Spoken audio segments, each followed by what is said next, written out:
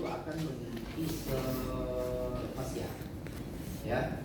Jadi kita upaya pertama adalah bagaimana fascia itu harus lepas dulu adesifnya kolektannya supaya bisa inflamasi menurun dan itu bisa menurun, ya.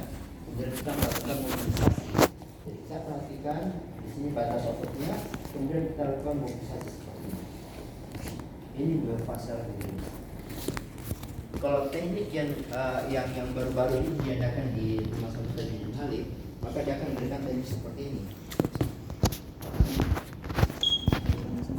Dia akan meningkatkan narnya untuk memberikan nyeri di daerah yang sakit.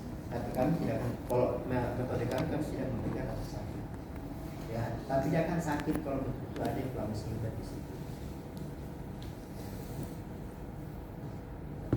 Jadi ini cuma pasiennya kita mobilisasi. Ya, terus kita sisi lateralnya juga kita mobilisasi seperti ini. Jadi ini kita lakukan mobilisasi pada grup ekstensor raise. Ya. Jadi ini kita telusuri sampai ke bawah, terutama di bagian masuk sampai tendon atas ini. Ini terus kita lakukan seperti ini.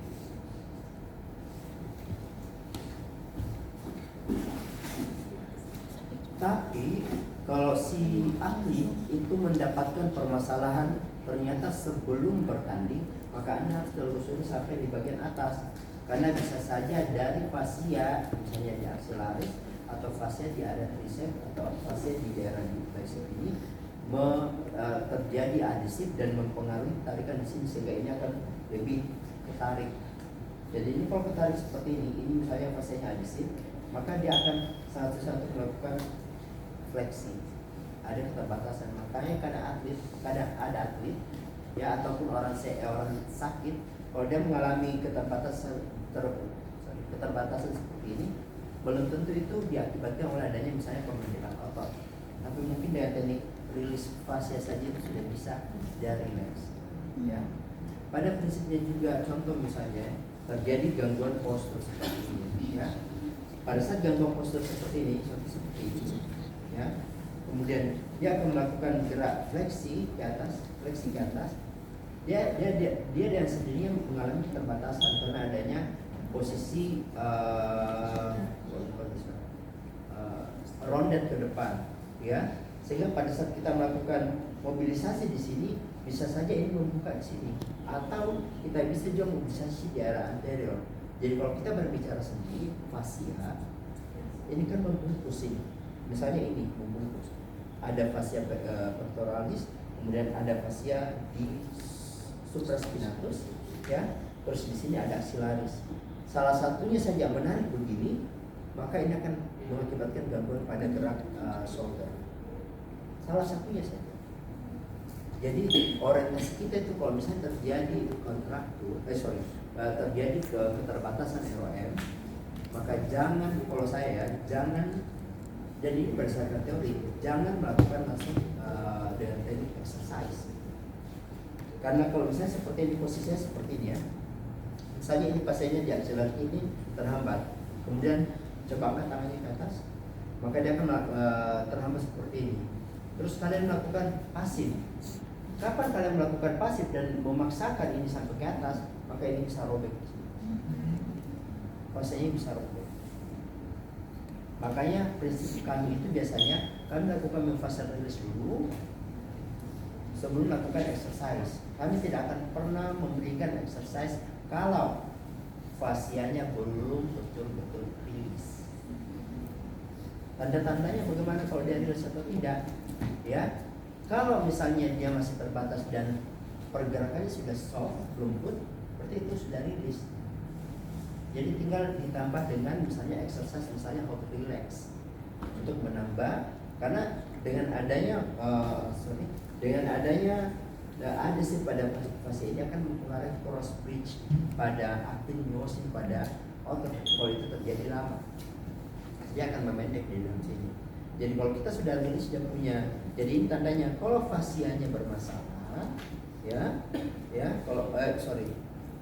kalau fascianya bermasalah, maka pergerakannya itu akan berat, kaku. Tapi kalau misalnya ini sudah rilis, dia akan full dan pasif. Tetapi kalau dikembalikan, dia aktif, dia akan tetap terhambat. Itu kemungkinan cross bridge yang terjadi di dalam fiber, muscle fiber. Jadi itu yang membedakan kapan kita memberikan myofascial release dan kapan kita menghentikan exercise. Kalau belum kita merasakan adanya pergerakan yang handle-nya soft pada tisu ya, bukan sendi, beda lagi. Kalau sendi kita orientasinya di kapsul sendi. Dia akan kalau kapsul sendi itu pada saat kita bergerak seperti ini, kakinya itu di dalam sini. Jadi contoh ya, ini saya hambat dia punya kapsul posterior sampai hambat seperti ini, kemudian sudah dia bergerak ke atas kuat, maka itu akan kaku di dalam karena saya tekan dia punya kapsulnya. Dan kalau salah seperti ini, maka dia akan dengan sendirinya di sini. Jadi itu kemampuan kita untuk menganalisa pergerakan itu harus kuat di sini sebagai fisioterapi. Kalau kalian tidak kuat, maka kalian akan menjadi fisioterapi tukang. Yang pasien datang, berikan IL, berikan exercise sedikit, selesai, pulang pasiennya. Karena kalian kerja di rumah sakit yang BPJS. Itu banyak terjadi sampai sekarang pun. Karena dia sudah tidak mau berpikir, dia sudah tidak mau mengevaluasi pasiennya. Makanya sekarang klinik-klinik swasta membludak dan mereka dapat rezeki bagus. Kenapa? Dia sudah tidak puas dengan layanan fisioterapi rumah sakit, hampir sama rumah sakit. Kecuali swasta mungkin misalnya kategori negeri sudah dijamin seperti itu. Ya. Setelah kamu memberikan misalnya myofascial release, kalian ada tempe. Ambil tempe ke sebelah. Iya, ambil saja.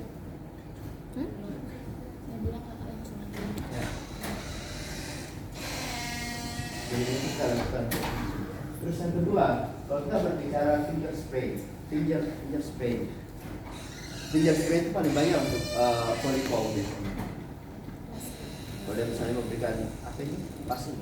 Iya, Passing terus terjadi trauma dari sini atau tapi kebanyakan dari sini sih traumanya. Dan rata-rata itu yang karena itu bukan dari sini di sini. Jarang sekali di daerah basic metatarsal. Jarang. Yang biasanya itu di distal dan proximal interphalanx. Jadi kalau misalnya terjadi seperti itu, maka kita orientasi itu akan terjadi inflamasi. Ya, reaksi inflamasi karena terjadinya trauma, indirect trauma. Sebenarnya traumanya di sini, tapi dia memberikan dorongan force ke bawah seperti ini, sehingga salah satu ligamennya kanan atau kiri, jarang dua-duanya biasanya jarang dua-duanya kanan atau kiri itu mengalami inflamasi, membengkakkan. Kalau dia misalnya masih acute phase, jadi di saat dia on field, maka kita bisa memberikan langsung fiksasi, ya, fiksasi dan memberikan misalnya taping. Itu biasanya kita berikan pijit, karena kita meminimalkan terjadinya pergerakan pada ligamen. Karena kalau misalnya terjadi inflamasi di daerah sini, kan ada dua kemungkinan. Kalau dia ekstra artikular, biasanya itu ligamen yang bermasalah, jarang otot, ya. Tapi kalau misalnya dia intra-artikular itu biasanya kapsul sendi, ya. Tapi kebanyakan itu dominan itu adalah extra-artikular. Tetapi kalau kamu berbicara wrist spray itu bisa kita kategorikan antara diclofenac atau TFC di sini, ya. Kalau diclofenac pasti kita tahu ada extensor brevis atwamus, ya. Jadi kita sisa evaluasi kira-kira mana yang mengalami nyeri, karena pada saat kita suruh tes apa namanya? Apa? Eko, ya.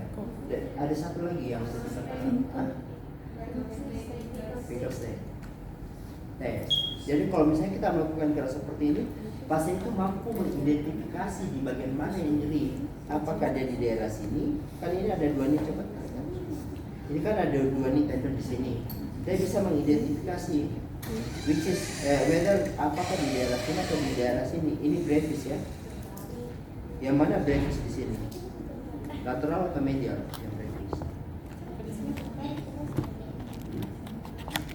Yang mana brevis di sini? Ya? Apa?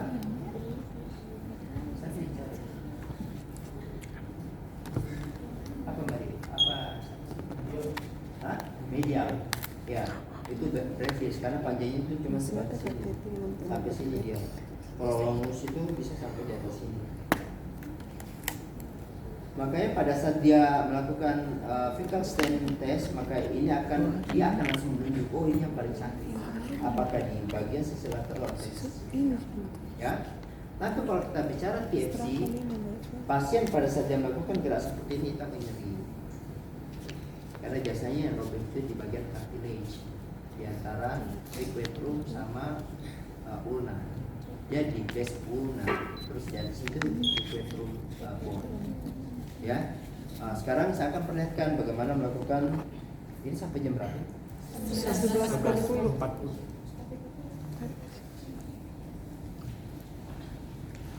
Jadi kalau kita mau melakukan initial bow, tadi ada yang di video yang melakukan teknik seperti ini, lalu dia tarik seperti ini. Ya, itu bisa saja benar. Saya bilang dari awal bahwa semua metode teknik itu benar selama kalian bisa mempertanggungjawabkan kenapa kalian memberikan teknik seperti itu.